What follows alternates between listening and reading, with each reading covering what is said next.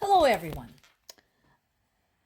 I want to open with this headline from Reuters, coming from Russia's Foreign Minister Sergei Lavrov, who said it's up to Trump team to make the first move to improve a relationship with Russia. Here's why this is significant. I have a lot of comments saying, well, Putin is obviously afraid of Trump because he didn't invade Ukraine while Trump was in charge, but waited to do so until Biden was in charge. Let's break that down for a sec. Somebody also asked the question, wasn't Crimea annexed under Obama? Yes, it was. You're absolutely right. And while I'm very fond of President Obama, he was the first U.S. president I voted for as the U.S. citizen. My first election I could vote for as a citizen was in 2008, so the first Obama election. And it was a time of great hope. But this was one point of contention I've always had with him, and I have written letters to him. I don't know if he ever got them, but I have written on the subject. Is the handling of the annexation of Crimea. I think he was somewhat dazzled by the glow of his Peace Prize he received that year, and thus did not take aggressive action to protect Ukraine. And other countries took a cue, as usual, from the United States, like it or not, and we all know what happened. So, now there's another thing that happened the same year, and that was U.S. decreasing its defense budget. You know how a lot of the U.S. citizens say we should stop wasting so much money on stupid weapons and start spending more money on our people. Well, that would be lovely had there not been assholes in the world who keep starting wars and keep threatening the aforementioned U.S. citizens. So that particular year, 2014, was when U.S. increased its defense budget, and same year we had the annexation of Crimea. We had some very aggressive issues with terrorism, and so on and so forth. So you make your own conclusions. Also, it is very possible that Putin waited for Biden to come to power to invade Ukraine is to undermine the Democrats. He had already figured out that they would oppose him. They would oppose his, playing loose with other people's borders. So it is possible that he waited not because he's afraid of Trump, but because he wanted to undermine the party that opposed him. And this statement suggests that I might be right. Because do you really think somebody who is afraid would make such a statement? This is a statement of somebody in the position of power. This says, you come to me, and I will decide what to do with you on my terms.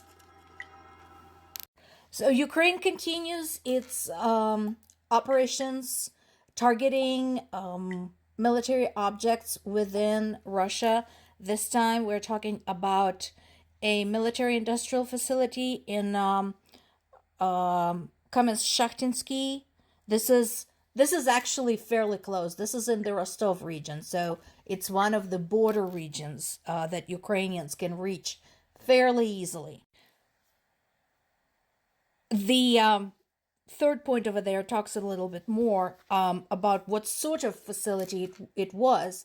This was a facility that was producing solid fuel for ballistic missiles, and we already know enough about those to imagine why this would be of significance.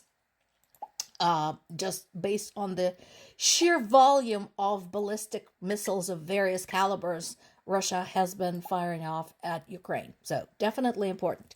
Now, what else is going on? So we have the mysterious damage to yet another cable in the Baltic Sea connecting Estonia and Finland. That's being investigated. There's been another Russian drone attack on a market in Nikopol.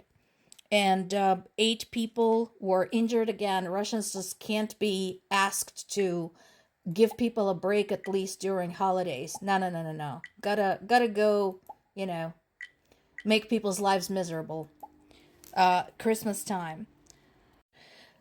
The Ukrainian military continues to keep a careful track of what they're shooting down. This is actually important. It's complicated. It's very hard to keep track, but it's important. The reason being is, how else will we know what is working and how well it's working? So at this point, we have more than one way to battle Russian drones and Russian missiles. One of the ways that went up in usage recently is the frequency jamming, which basically leaves the drones deaf and blind, so that they cannot complete their course. They literally cannot find their way to wherever they're going. So it's important to know what was brought down and when, from which attack and where, to basically get a better feel for which methods of defense are working the best. As a professional data analyst, obviously, I can only applaud this effort, because this is where data gathering really is very important. And of course, there is the continued question of support for Ukraine. I've explained many times, in many ways, why this is important. People are keep saying this is not our fight. We should not be throwing money at Ukraine. Whether you are aware or not, you are repeating the language of the certain group of people in the United States during the early days of World War II. You kept thinking that the world is not going to touch you because you were all the way out here across the Atlantic, until the war came roaring onto your territory and murdering your people. To those who insist Putin is not Hitler and Ukraine is not Poland, read the history. First of all, Poland would be the first to disagree with you on the subject. Second, in case you're curious, read Hitler's speech after his invasion of Sudetenland, and then read Putin's speech after the annexation of Crimea. They're word for word identical. And of course, there is a lot of buzz online about the plane crash of an Azerbaijan Airlines airplane. So Kremlin is urging people to, wait for the results of the investigation. But how much can you trust the results of the investigation of the possible perpetrators of the crash? There are now multiple sources that are suggesting that a Russian air defense downed the plane and hit one of the oxygen containers, oxygen tanks, which is what caused the emergency, the fire, and the necessitating an emergency landing. Fortunately, not all people on board died. 20-something of them managed to survive. So thank goodness for that. And Russia, once again, is trying to crack down on suspects. They are accusing of Ukrainian plot to assassinate senior military officers. Good luck with that. And of course, the conversation about the effectiveness of the North Korean troops continues. We are continuing to edge closer to that 3,000 casualty number.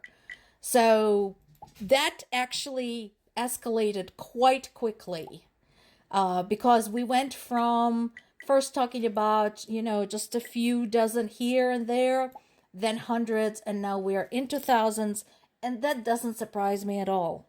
Once again, the question is how long it's going to take North Koreans to get sick and tired of this bullshit. We'll just have to see. More to come.